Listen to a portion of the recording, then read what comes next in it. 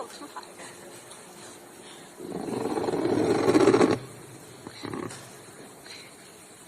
Hello, everybody. Good morning. I feel a little too tall right now. Thank you all for joining us this morning to talk about what it means to be a healer in this moment. Before we begin, I do want to offer a content warning. You will be hearing stories from survivors of gun violence and those that care for people who have experienced gun violence. We all come to this gathering with different experiences, and only you can know what feels safe for you this morning. Please take care and step away if needed. My name is Kathleen Anderson. I'm a clinical social worker and mother to 3 children.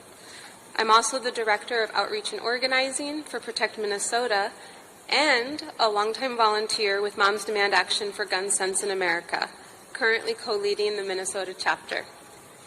During the 2023 session, I remembered watching the medical doctors submit testimony en masse and attend hearings in their white coats.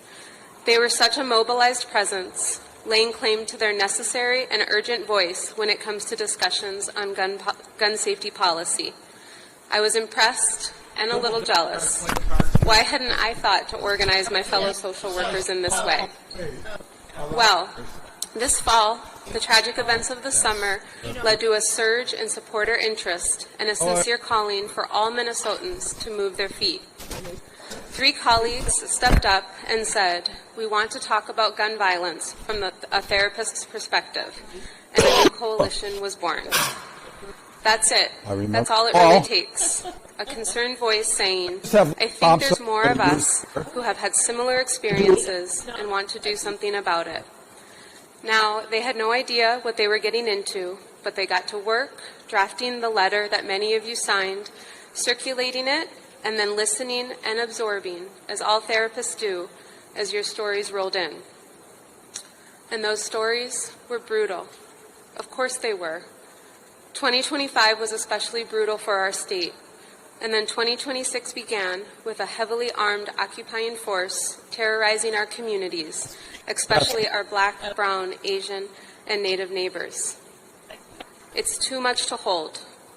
Being a healer in this moment means attending to the fact that we are becoming a nation of survivors. If I may reflect back what we heard from you.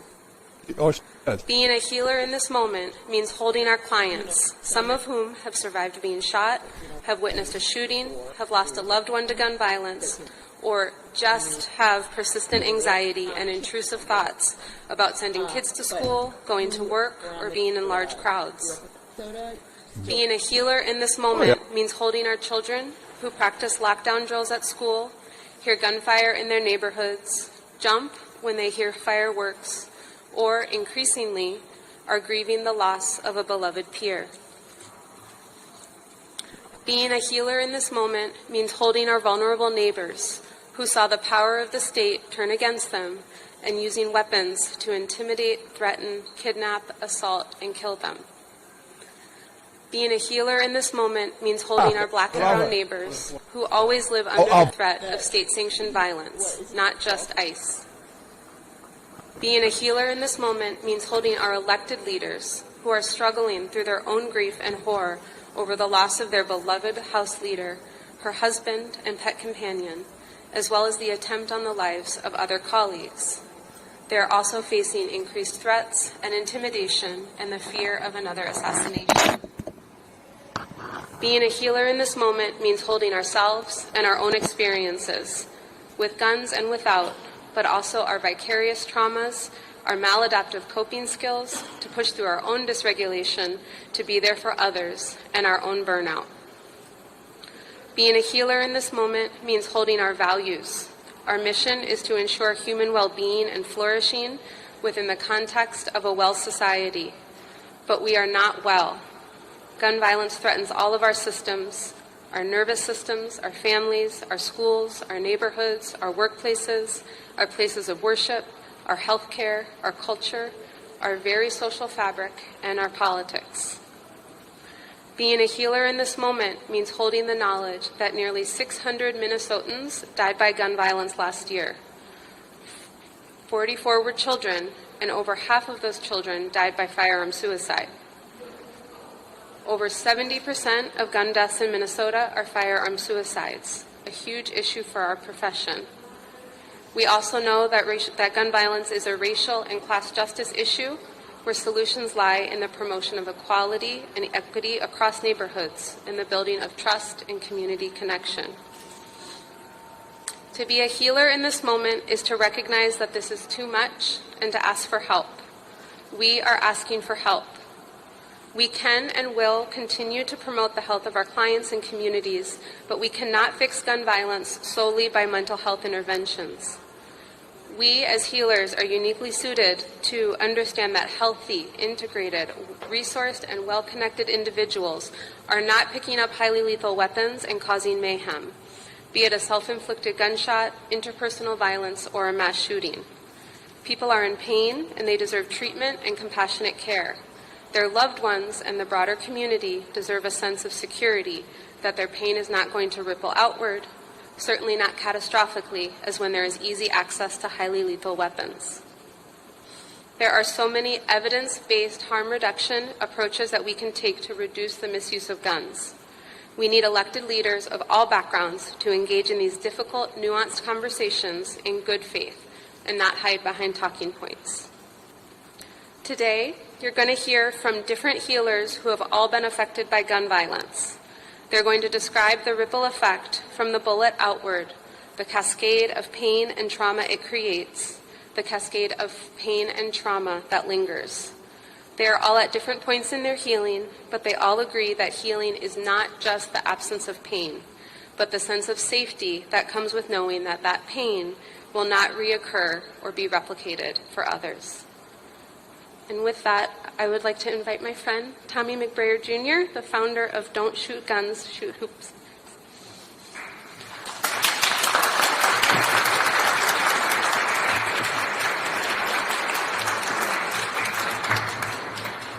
I'm pretty tall, I don't need that. Oh, man. I just want to say thank you, everybody, for being here, being part of the solution. And that's what we're here for, all of us trying to just do our part. My name is Tommy McBrayer. I'm the founder and CEO of Don't Shoot Guns, Shoot Hoops. Say that with me one time. Don't shoot guns, shoot hoops. You guys have already been part of the solution, just like that. All right, using your voice. So, founder and CEO of Don't Shoot Guns, Shoot Hoops, born and raised in South Minneapolis. At 20 years old, I dropped out of college, trying to figure out what my next path of life was going to be like. Had some living expenses challenges, started selling a little marijuana just to try to pay my rent. Just not having no guidance, not having a father to tell me to go get a job or help out and things like that. So when I was 20 years old, a drug deal went bad. After 5 months of being out of college, a drug deal went bad. I ended up getting tied up, shot, left for dead in a duplex hallway at just 20 years old. And right then and there, that was my moment of, do you want to keep on living this lifestyle or do you want to change your lifestyle? And I said, I want to change my lifestyle. I started giving back to my community, started being a community organizer in my neighborhood, in Central neighborhood in South Minneapolis, the same neighborhood that George Floyd died in. After 10 years of giving to my neighborhood, after a decade of giving to my neighborhood, doing Thanksgiving dinners, giving out awards and things like that, that wasn't the end of my story. At 29 years old, I was shot again. It's time to celebrate my 10-year anniversary of being a survivor of gun violence. I find myself getting shot again. Changed my life, changed my ways, not selling drugs, living a lifestyle, giving back to my community, being a community organizer, giving away turkeys for the holidays, things like that. So I ended up getting in a argument or a conversation with a family friend. In a conversation went the wrong way, and I ended up getting shot 2 times in my stomach. Of course, we have a lot of questions on why you, why me. I done changed my life. Like, I done did so many great things. Why me? But you don't question God. God used me in the right way. He knew what he was doing. He knew what Tommy McBrayer and the power of, and the platform that Tommy McBrayer had. And sometimes God uses you to give other people hope. So this time around, I was like, okay, God is using me to give other people hope. So I was like, okay, Use me, God, as you please. You know, this is your body. You can use me as you please. So after being a survivor 2 times, seeing like I have no friends, I've never been shot before. You know, all my friends have been affected by gun violence. Living in a gang-affiliated neighborhood, it becomes normal in our neighborhood that you grow up in South Minneapolis and North Minneapolis and the inner city. It's just a language that you speak. So in 2019, I said, you know what, I want to do something about it. I want to use my platform. I want to do something about this gun violence that has affected everybody that I know in my community. And I've been a victim of gun violence myself. Never shot nobody, never robbed nobody, never stole from anybody and things like that. So I tell people all the time, don't let your trauma turn into somebody that you're not. And I live by that. I wasn't seeking revenge. I wasn't seeking I wasn't even seeking justice. I was just thankful for another day, literally for another day. In November 2019, I had an idea. I was like, you know what, let's start a basketball event, because I was a basketball person that lived in the city. I went to Roosevelt High School and went to college in Ely, Minnesota, Vermilion Community College. So yeah, I'm a real Minnesotan. Yeah, yes. So I was like, you know, I want to do something about it. So I started this event, and it was just called Don't Shoot Guns, Shoot Hoops. And I was like, man, let's see, you know, but, you know, with the neighborhood I live from, it wasn't attractive to say don't shoot guns, right? Where you got a lot of your friends that were the ones that shooting guns. So going against the grain, going against, you know, we call it the road less traveled. And that's what I think a lot of us feel sometimes when you're going against the gun violence and stuff like that. Sometimes you feel alone. Sometimes you feel like you're in this fight by yourself and stuff like that. That's why I love coming out to things like this, where I could be around a lot of other people that have the similar like mind states like myself. So we started Don't Shoot Guns, Shoot Hoops. It's just an event. Over 350 people showed up.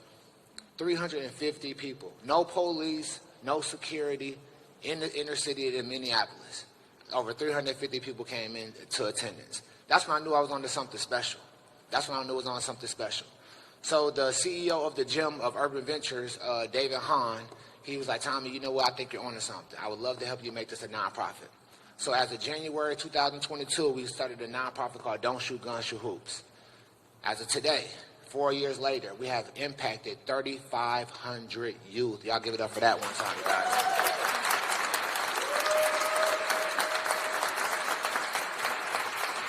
And we just have one purpose: lead with love. These kids have been through enough. The pandemic, you know, outside being closed, schools being closed, it's become a new world for them. So we created safer spaces. That's what our whole agenda is: creating safer spaces for youth and young adults to feel heard, uplifted, and protected. We meet kids where they're at. We do a couple of events that that's our bread maker, our bread and butter, is our Boys and Men Camp.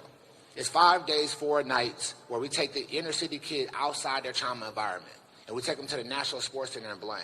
We're in a big old coach bus so they feel like they're superstars, right? Every kid get breakfast, lunch, and dinner. Every kid get room and board. Every kid get a pair of Anthony Edwards tennis shoes. Every kid got a jersey. Every kid get a hot shower. Every kid get a bed to lay in. All free of charge. All free of charge. We have completed 5 of those camps. Y'all give it up for that one time, you guys.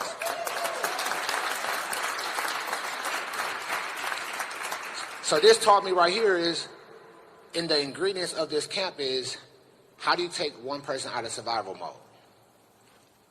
How do you take a kid that's inner city that has problems, that been traumatized by this gun violence, stuff like that, and just pour into them? And that's what I did. So now you come to the camp and you can't tell who was in a group home. You couldn't tell me who was in the system. You couldn't tell me who didn't have a mom, who didn't have a dad. Everybody feel included. We have now graduated 200 young men from our Boys and Men Camp.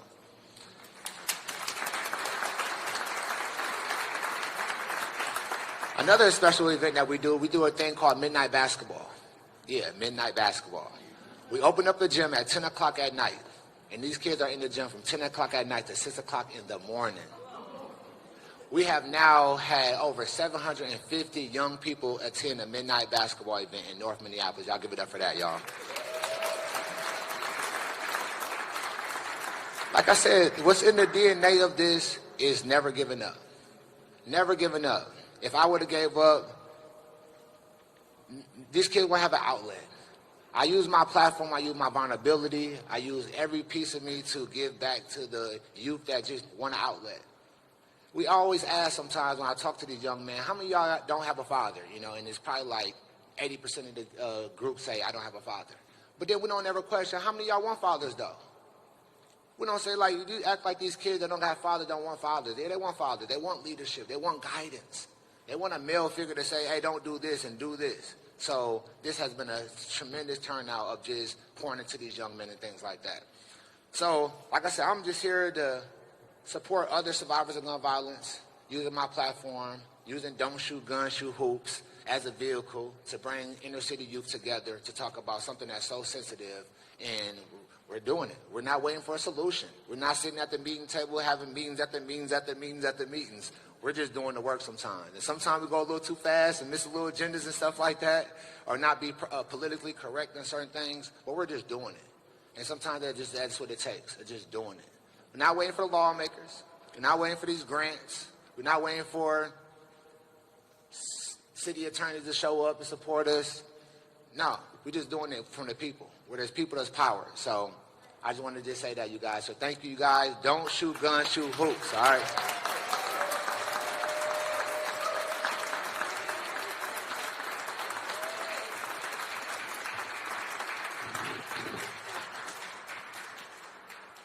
Thank you so much, Tommy. Next, we have two Annunciation parents that are speaking to us about their experience since that fateful day at the end of August. Brock Safe and Tess Rada.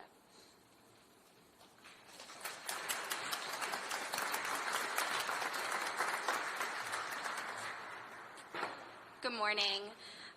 My name is Tess Rada. My 8-year-old daughter Lila is a 3rd grader at Annunciation Catholic School. I've spoken a lot publicly about that day, about the call I got from Lila's dad, who was outside the church to hear the shots, the horror of rushing to the school, and the faces of parents and children desperately looking for each other in the gym, lots of kids covered in blood. I've spoken a lot about the horror of finding out that 2 children were killed, one of them Lila's classmate, and the emotional weight that almost crushed us as we attended their funerals. Something I haven't shared too much about is the aftermath, because it is much less quantifiable. After the shooting, my PTSD was so severe that I lost my job. Because work was where I got the call about the shooting, stepping through the doors to my office made me shake uncontrollably and hyperventilate. My daughter goes to therapy weekly, but to this day she has been unable to talk about August 27th.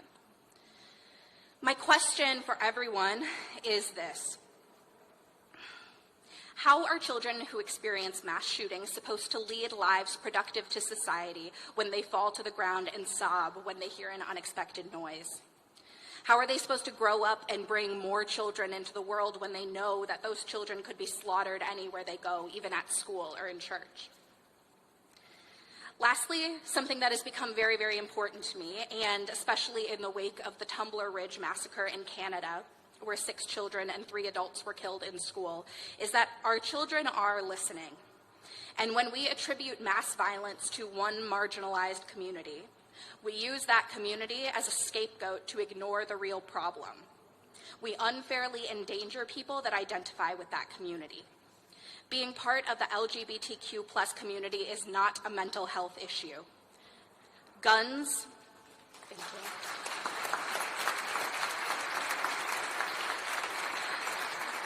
guns remain the problem. It may be true that a gun cannot pull its own trigger, but it is equally true that a person cannot pull a trigger without a gun. Our children are listening as we stand and debate the political intricacies that are allowing guns to have more political standing than them. They're listening to the silence that lawmakers give when more children are slaughtered at school. I stand with the medical community that has done so much to help us at Annunciation in demanding change from our government. This is simply unsustainable. Thank you.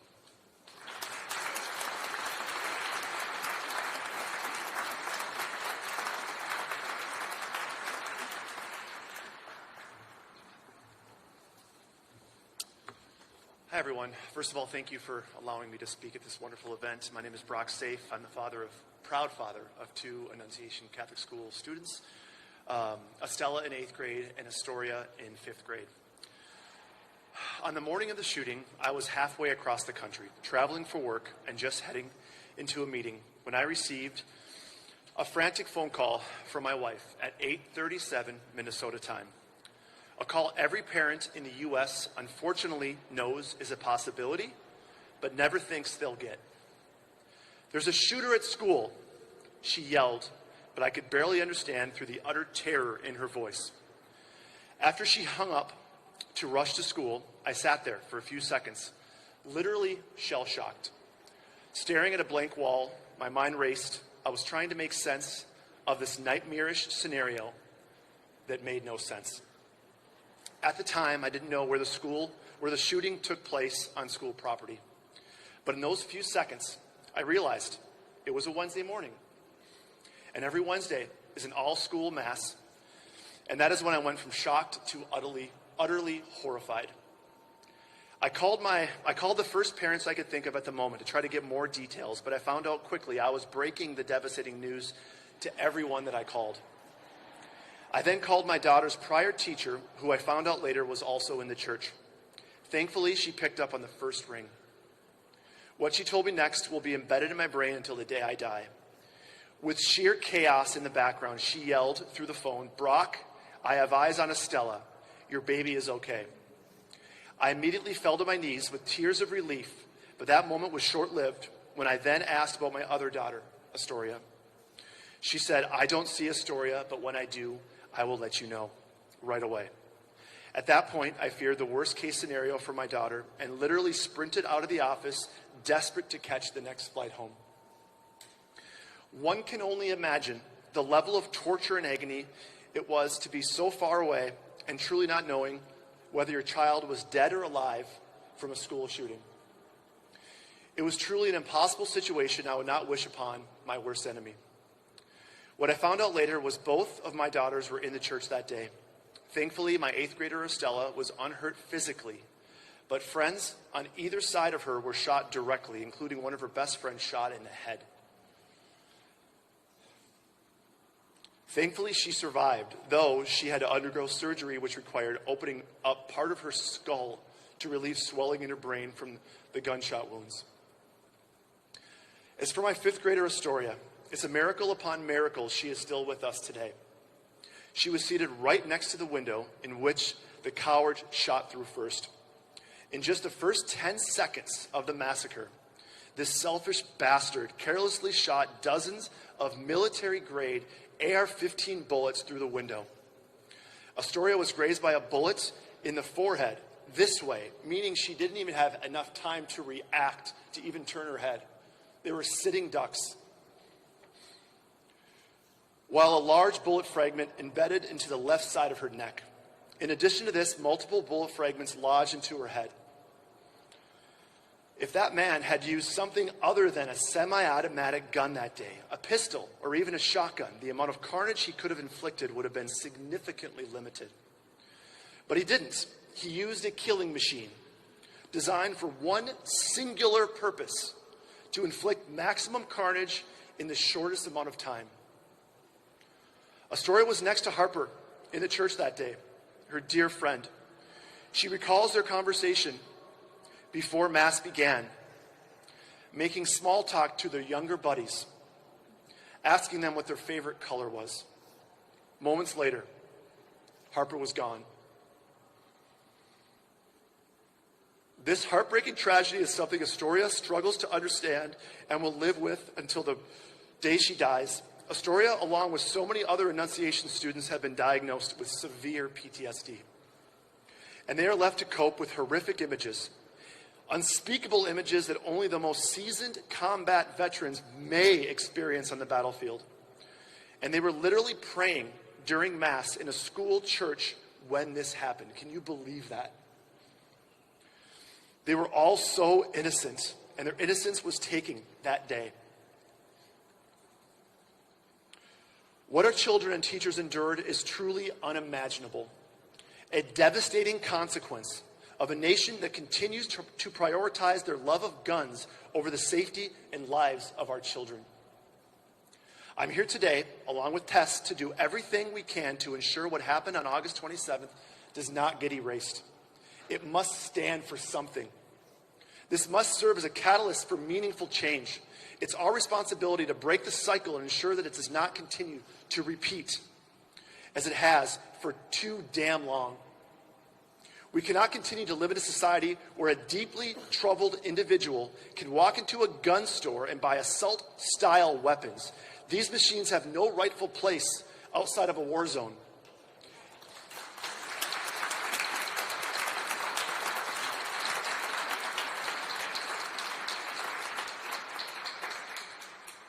Yet this monster was able to legally acquire an AR-15, which he then used to unleash 119 rounds in just 66 seconds, tearing through a church filled with terrified children and staff.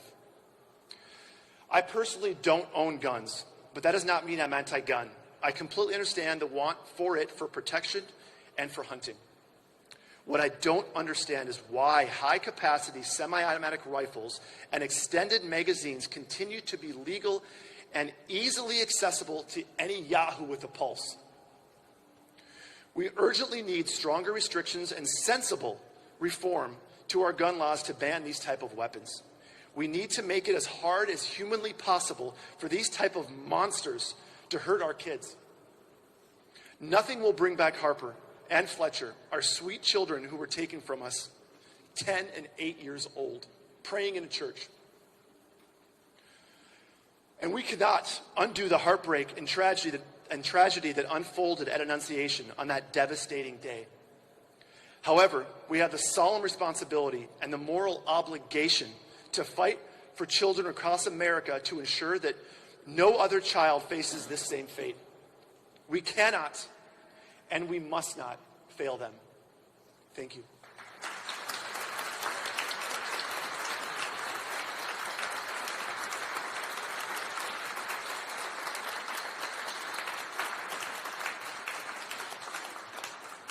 Thank you, Tess. Thank you, Brock. Next, we are going to be hearing from Thea Williams, Violence Intervention Specialist and Community Educator.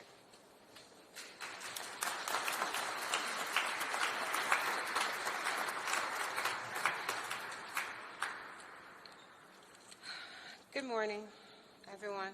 My name is Thea Williams, and I work directly with individuals impacted by gun violence. This work is personal for me. I have lost family and friends to gun violence, and I know firsthand the lasting effects it has, not only on the person harmed, but also on the family and loved ones who support their recovery. I've seen the grief, the trauma, and the fear. I've also seen the courage, resilience, and hope that can emerge even in the darkest moments. Supporting survivors and their family is about walking alongside them through their journey of healing. It's about showing them that if recovery is possible, it's worth fighting for. It's about helping them feel seen, heard, and supported as they navigate the long road ahead. In my community outreach work, I focus on promoting resilience and connections. I help families access the resources they need and remind them they are not alone. Healing doesn't happen in isolation. It happens when the community comes together to care for one another. Gun violence is often oversimplified as a mental health issue, but we know it's much more complicated. People are hurting, but they also need safety, support, and a chance to rebuild their lives. Communities deserve to know that their loved ones are protected and the ripple effects of violence are addressed before they escalate. I am proud to stand here with this coalition today because our work is about prevention, healing, and hope. We are asking our elected leaders to engage in meaningful, thoughtful conversations, to prioritize safety, and invest in evidence-based approaches that truly reduce harm and promote recovery. Thank you.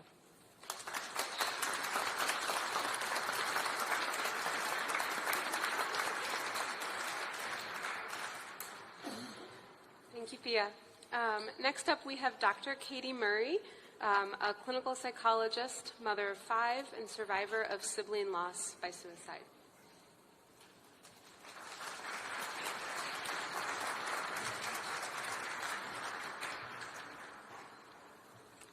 Hello, my name is Katie Murray. I'm a clinical psychologist who specializes in depression, anxiety, trauma, including the trauma of gun violence and supporting clients with suicidal ideation. I'm also here as a mother of 5 who has spent my whole time as a mom with the humming anxiety that someday they will be caught in a shooting at school, at church, at a concert. And I'm speaking today as a sibling who has now spent over half of my life missing my only brother, who died just over 22 years ago by a self-inflicted gunshot wound. Like many, the lead up to Scott's completed suicide was a period fraught with mental health challenges and substance abuse. My parents navigated the brunt of this experience, keeping me somewhat sheltered as I was living away at college and later grad school. However, the pain was immense. Scott moved to Minnesota from New Mexico a month after I did, and about 6 months before he died. He loved this state. Growing up as Air Force brats, Minnesota was our home base. He loved fishing and hunting with our extended family, and it was with a properly stored, respected gun that he ended his life as a 20-year-old. The amount of what-ifs are endless when someone dies with suicide. He never should have been able to access a gun in his lowest moments, and the regret of that is a painful one in our family. The impact his death has had on me and on my parents is hard to put into words. The person I was before he died has been lost to me. Coupled that with the grief of losing my brother is the impact of grief on a family. The trauma has led to change, particularly in my mom, that has led to strains in our relationship at times. In my experience and the experience of clients who have been touched by suicide, there is a bizarre flashback to an event you weren't present for. For years, my brain pulled me back into the moments leading up to his death, created images I never saw, but conjured in my mind as my body and brain worked to make sense of this loss. Navigating the death of a sibling in your early 20s is an extremely isolating experience.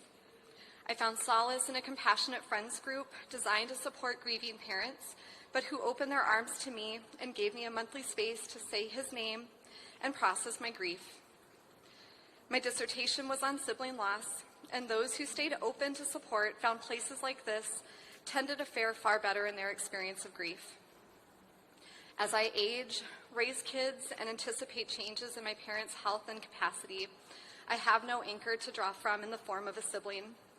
The loss goes through every developmental milestone with me, and in some ways I feel his absence more now than I did even in those early days. When I think about Scott, I remember the funny kid who was my first friend every time we moved, and the only one who came with me when we left again. He stays alive in stories and in the spirit of my kids who love their Uncle Scotty despite never having met him in this lifetime. While I know we will likely never eliminate loss by suicide, I deeply believe, personally and professionally, that our work is to make that desperate choice as hard to access as possible. Had Scott not had access to a hunting rifle, perhaps he would be here today.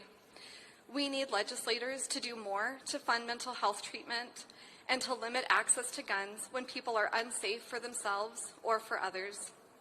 I'm so grateful for each of you showing up here today to say enough. Let's do everything in our power to minimize these senseless deaths and the ripples of trauma, from community violence to domestic violence, mass shootings, and self-inflicted gun violence. Because we know that no matter who experiences the physical impact of the bullet, many, many more carry a lifetime of scars. Thank you.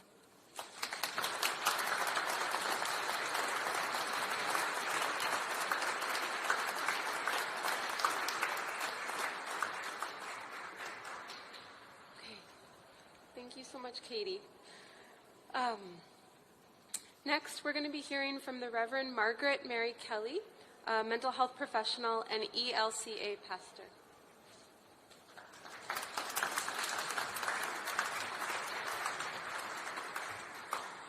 morning. I am here as someone who has sit and held stories with folks and tells stories, right? That is what a preacher does, so it is stories that bring us here. The first time I remember connecting the dots on what systemic oppression looked like and what systemic failures meant for folks in the context of gun violence, I was about 22 years old. And I was in Bemidji. I grew up not quite as far north as Vermilion, but was up north. I was a rural kid in the Bemidji school district, and I stayed home to go to college. And I remember hearing the story of the death of Taisha Edwards, who was murdered by a bullet that came through a window. But it wasn't her story that impacted me, it was Mayan Burrell's story. Because when I heard what had happened in the news and on the papers, I remember talking to my dad, who was a pastor in Bemidji at a congregation that served folks who had struggled with homelessness, substance use, incarceration, and just generally being a poor person in America. And my dad said, "Oh no, I know who this kid is. His mom came to ask me if I had any work for him," because my dad also roofed houses and would sometimes have extra work for folks. And then he said, "I didn't have work." And I remember in this moment his deep feeling of guilt and heartache that someone he had not known for very long, someone that he didn't see again after they had moved back to the cities, had wanted something for their child, something to do, something to keep them busy, and he had not been able to provide. And he wondered, what if I had had something? And that is just one small blip in the story of everyone involved in that terrible tragedy, right? Everyone involved. Just a small moment of saying, no, I don't have something. But my guess is there had been a lot of moments like that, right? Probably a lot of moments. The folks I sit with often have just layers of moments that lead to all the difficult things they have faced in their world. And it spoke to me. It is a memory that may have been a 5-10 minute conversation with my dad 24 years ago, right? It was a long time ago, and it was a little blip in the screen. But what I remember is the connection between having access to work, access to resources, and violence that has happened. The not having community, the not having a place to be. And I see that over and over and over again. And when I think about gun violence, I think about the very non-sexy things we have to do for it. Safe housing. And not simply safe housing, affordable housing, housing in communities that feel connected. I think about work that feels okay to do, or schools that feel safe to go to, education that is respectful of people's needs and diversity and the ways in which folks learn, IEPs that actually get invested in and supported and resourced, and the ways in which we have marginalized some folks into school programs and some folks don't get marginalized into programs. The ways some kids get diagnoses of oppositional defiant disorder and some kids get a diagnosis of ADHD with the same symptoms.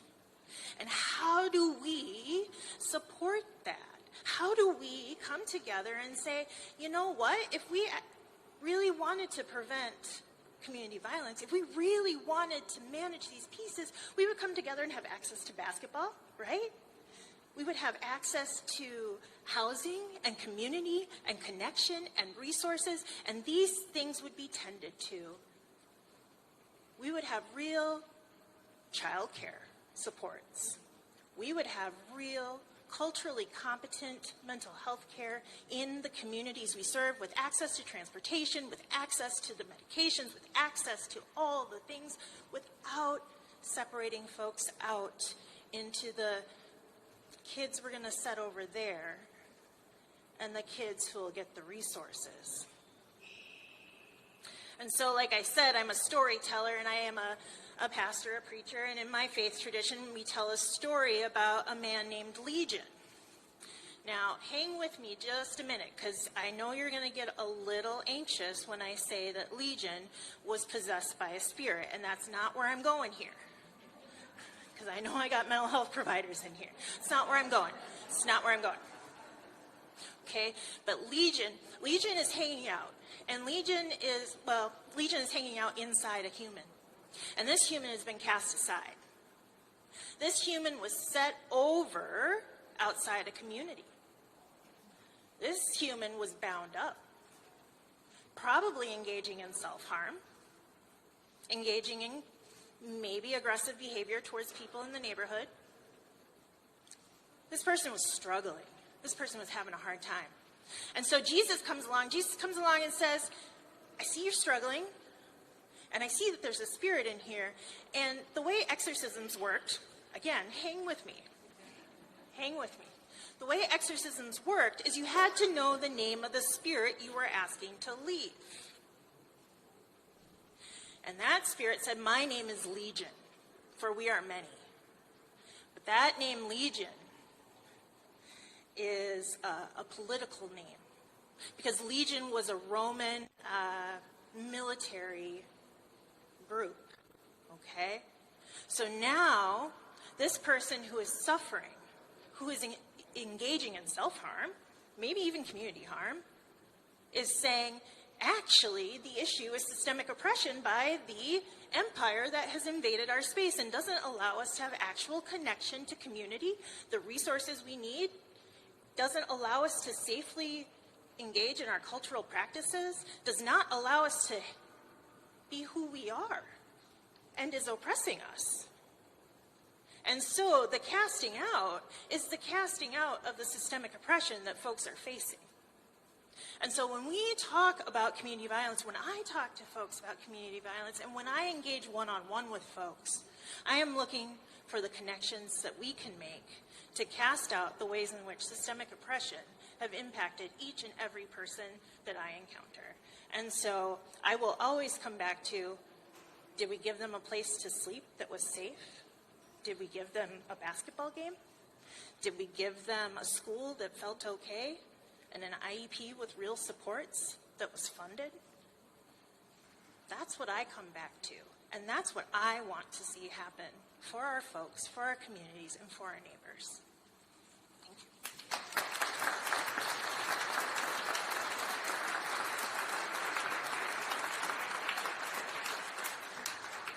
Thank you so much, Margaret.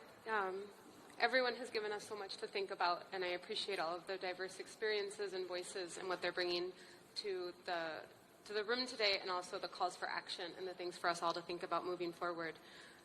Last, we have Marcus Schmidt, the new Executive Director of NAMI Minnesota.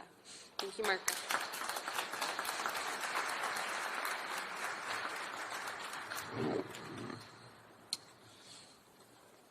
Good to be here with you all today. My name is Marcus Schmidt, and I'm the Executive Director at NAMI Minnesota.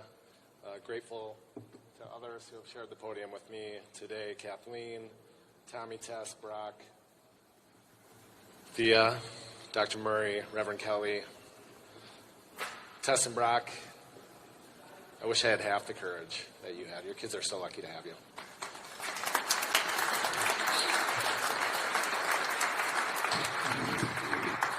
And I want to begin not with policy, but with people. Many of us in our state are still carrying the weight of recent tragedies: the shooting at Annunciation, the heartbreaking killing of Speaker Emerita Melissa Hortman. These were not distant events. They were personal, They touch schools, families, faith communities, and the very fabric of public service in Minnesota. When violence enters spaces that are supposed to be safe, a church, a school, a community gathering, the life of a public servant, it changes us. It changes how we drop our children off in the morning. It changes how we gather. It changes how we think about safety. Events like these not only take lives, they leave lasting trauma in their wake. Deepening anxiety, grief, and mental health challenges for individuals, families, and entire communities. At NAMI, Minnesota, we sit with the families navigating the aftermath of trauma. We sit with Brock, we sit with Tess. We also sit with families who have lost loved ones to suicide, losses that often happen quietly, without headlines, but with just as much devastation. And here's a difficult truth. In Minnesota and across the country, firearms are the leading cause of suicide deaths. The majority of gun deaths in our state are suicides. Many of those deaths occur during short periods of intense emotional crisis moments that, if interrupted, might have passed. Suicide is complex. Mental illness is complex. Violence is complex. There's no single cause, and there's no single solution. But we do know this: prevention works. Prevention looks like teaching young people how to recognize when they're struggling and how to reach out for help. Prevention looks like equipping parents, teachers, and community members to recognize warning signs and respond with compassion and confidence. Prevention looks like strengthening protective factors, connection, belonging, access to care, responsible decision-making during moments of crisis. And prevention looks like banning assault rifles and high-capacity magazines.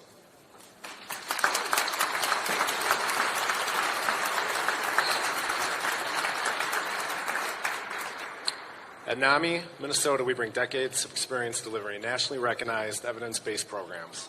We work in schools, faith communities, workplaces, and neighborhoods across the state. We focus on reducing stigma so people feel safe saying, "I'm not okay." There's meaningful opportunity for collaboration between those focused on preventing gun violence and those focused on mental health and suicide prevention. There's real opportunity for us to work together. We can elevate awareness that suicide is preventable and be honest about the fact that firearms are the leading cause of suicide deaths in Minnesota. If we're serious about saving lives, we must address that reality directly. We can normalize conversations about warning signs in homes and schools and faith communities so that families recognize when someone is struggling and what to do next. We can promote responsible safety practices during periods of emotional crisis, creating time and distance between someone in acute distress and a lethal decision. We can strengthen community education around safe storage and temporary safeguards when risk is high. We can ban assault rifles and high-capacity magazines. And when mass shootings occur, we can ensure that trauma-informed mental health support is not an afterthought, but a sustained commitment to communities left behind.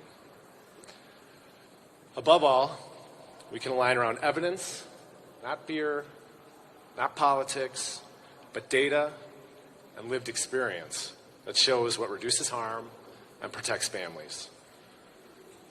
That's common ground, and that's work worth doing together. This work doesn't belong to one organization or one perspective. It belongs to all of us who believe that fewer families should experience preventable loss. The tragedies at Annunciation and the loss of Speaker Meredith Hortman remind us that violence leaves scars on communities. The quieter tragedy of suicide leaves scars as well in living rooms, in schools, in families who often grieve in silence. If we center our work on protecting life, on strengthening families, supporting wellness for those who are having mental health challenges, and creating safer environments during moments of vulnerability, we can make real progress. This isn't about politics, it's about people. And together we can build a Minnesota where crises are interrupted and where lives are saved. I'm a dad too, and I have an 8 and a 9-year-old. And I'm often asked in this role, what can we do to protect our kids? And my answer is simple: everything we can. Thank you.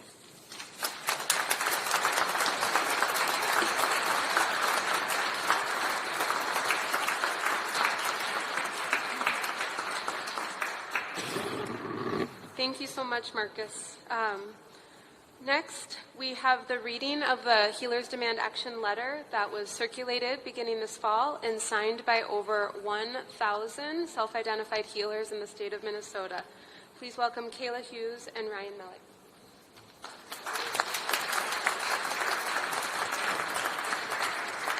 All right.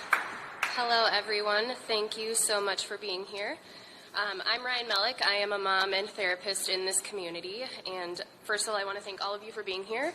And thank you to Kayla and Katie for co-authoring this and helping form this coalition. So I'm going to read the first half of the letter, and then Kayla's going to take over. To Governor Waltz and the honorable members of the Minnesota Legislature, we are writing as a collective of healers, psychologists, social workers, marriage and family therapists, body workers, mental health aides, psychiatrists, nurse practitioners, counselors, physician's assistants, art therapists, occupational therapists, physical therapists, school psychologists, case managers, and more. As people who care for the mental health and well-being of Minnesotans, we are urging you to come together in a special legislative session to pass a ban on assault weapons and high-capacity magazines as an initial step to address the public health crisis of gun violence in the state of Minnesota. We are inspired by the collective action of Minnesota physicians and faith leaders and join our voices with theirs in demanding that more be done to address gun violence in Minnesota. Our collective specialty is working from holistic perspectives: biological, psychological, social, and spiritual. We know the trauma of gun violence is a solvable problem. We have seen it done across the globe, and we need you to join us in the belief that none of us need to live in fear of another senseless gun death. We are all victims of the level of gun violence in our city, state, and country, and we reject that this is a normal way to live. We stand together to say that inaction continues to perpetuate collective trauma, and as healing professionals, we demand change. In our roles, we support those who are experiencing the most acute trauma of gun violence, like the students and caregivers at Annunciation, or those grappling with the suicide of a loved one. We sit with the people every day who are experiencing the fear of dropping their children off at school, being in crowds, and experiencing hypervigilance, tracking exits in spaces for fear of an active shooter. We experience the vicarious trauma of these stories while simultaneously holding our own stories of the impact of gun violence in our lives. While we are helpless to change the laws, we are united in the truth that we are not powerless. For years, we have heard representatives state their belief that gun violence is due to mental health problems, while at the same time reducing funding and avoiding questions about banning weapons of war. Whether the act of gun violence is self-inflicted or a tragedy like Annunciation, the ripple effects are massive, and none of us are left untouched by the wake of gun violence. It is inaccurate and irresponsible to suggest that mental health interventions alone can prevent gun violence, especially when military-style weapons remain legally available. We reject being used as a substitute for serious legislative action on gun violence. We do not accept the burden of preventing shootings and helping people heal from the after effects, while lawmakers refuse to act on assault weapons. We also hold the reality that people with mental health challenges are more likely to be targets of gun violence, not perpetrators. Mental health services are not an alternative to common sense gun laws, and we call on legislators to ban assault weapons in high-capacity magazines now. There's a little bit more here. Hi, I'm Kayla Hughes. I'm a social worker, a therapist, and one of the co-authors on the letter. I'll finish up here. We're almost there. We echo our colleagues from faith traditions. We are here to clear up a serious confusion. Our job as people in helping and healing professions is to offer psychological support, resources, and somatic strategies to move trauma through the body and recommend ideas, especially as they relate to mental health. Your job as elected officials, not you, them, is to make policy changes. It is a fundamental moral responsibility of any civil society to protect its most vulnerable members. Yet once again, even after the recent tragedy at Annunciation and the staggering amount of gun violence perpetuated in Minneapolis week over week, especially most recently with ICE's presence in Minneapolis, we see no legislative commitment to call for a special session despite pleas from parents and medical professionals in the aftermath of these events. We agree that mental health is a small part of this picture, and we ask that in that vein, efforts be made to fully fund and expand access to resources. We know that data from other countries is clear that while mental health rates are steady, the rates of gun violence are not. Countries with stricter gun laws have demonstrably lower rates of firearm-related deaths. This is not just a mental health issue, it's a policy issue. We also stand with the LGBTQA community and the trans community who are being unfairly targeted in this narrative around acts of gun violence. We know that exclusion and bias can increase the risk of suicide and ask that legislators use responsible language and accurate data when discussing gun violence. In closing, we ask for a special legislative session immediately to pass a ban on assault weapons and high-capacity magazines in Minnesota. We also ask to reject the false equivalency between mental health services and gun policy. Public health demands both, and mental health care cannot be used to delay or replace necessary firearm regulation.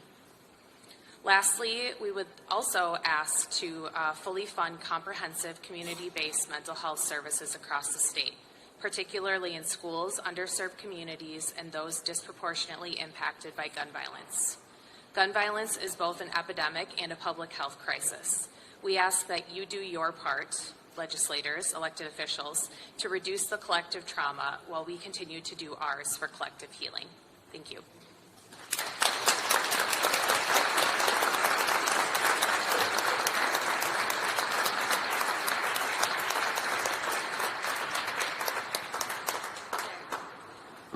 Thank you so much, Kayla and Ryan. So in conclusion, we obviously did not get our special session, but the regular session starts next Tuesday, and there's going to be a lot of activity as it relates to gun violence right away. Tomorrow, on the steps of the Capitol, a group of concerned citizens are going to be gathering to say "No More Broken Hearts" in honor of Valentine's Day. And passed a list. Yes, thank you.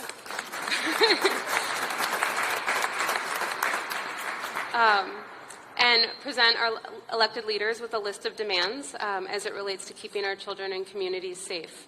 We're going to have hearings and opportunities to show up in the first few weeks of the session. We are also going to have a lot of energy around gun violence prevention at all of the advocacy days. So I know the National Association of Social Workers and the coordinators of Physicians Day on the Hill are all going to be here on Wednesday, March 4th, and gun violence prevention is a central issue for both of those professions. And then the gun violence prevention movement is having our advocacy days on March 12th and 13th, where you'll also have an opportunity to demand action from your elected leaders. So using our professional experience, our grounding in our training and our values and our client stories, and perhaps our own stories, is super powerful, and this is going to be an opportunity to share that. Last but not least, if anyone is sitting here thinking, I would love to get more involved, there are ways to do that. Specifically, if you want to get more involved at the intersection of mental health and gun violence, please find me. I'll be hanging out for a little bit. There's also opportunities to get more information about Protect Minnesota, Moms Demand Action, and our firearm suicide prevention resources as we conclude. So I want to thank the organizers of this coalition, Kayla, Katie, and Ryan. Big round of applause.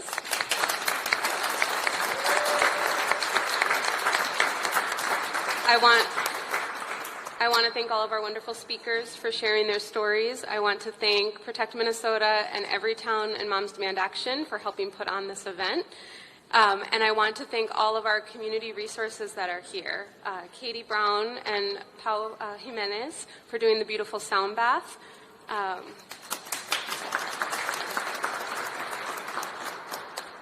Emma and her very sweet therapy dog, thank you for being here. We've got our friends from Sidewalk Talk who set up at all sorts of community events to be a listening ear for anyone who just needs to engage in connective conversation, and they're here this morning listening. Thank you so much. And last but not least, my friend Hannah from Transforming Families. They offer a peer support model for trans and non-binary children and young adults and their families. So thank you so much for being here.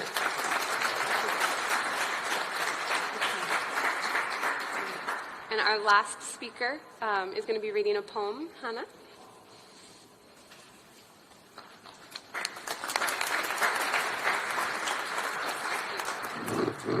I think I'm the shortest one, you guys. Okay, thank you for having me today. Thank you for giving me this opportunity. My name is Hannah. I'm a 10th grader who lives in South Minneapolis.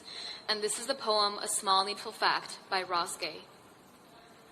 Is that Eric Garner worked for some time for the Parks and Rec Horticultural Department, which means, perhaps, that with his very large hands, perhaps, in all likelihood, he put gently into the earth some plants which, most likely, some of them, in all likelihood, continue to grow, continue to do what such plants do, like house and feed small and necessary creatures, like being pleasant to touch and smell, like converting sunlight into food, like making it easier for us to breathe. Twin Cities, aquí estamos para sanar juntos. Familias, comunidades y amigos, nadie es ilegal. Merecemos vivir sin miedo y que el amor sea más fuerte que ese miedo. Somos fuertes y estamos unidos. Recuerden que lo único más poderoso que el odio es el amor. Remember, nothing is more powerful than love. Thank you so much.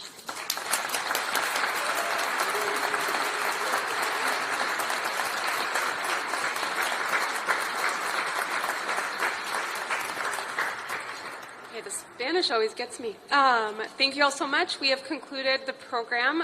Please feel free to stick around and engage in some of the healing resources we have, as well as the information and education. Have a wonderful day. Tommy said lead with love.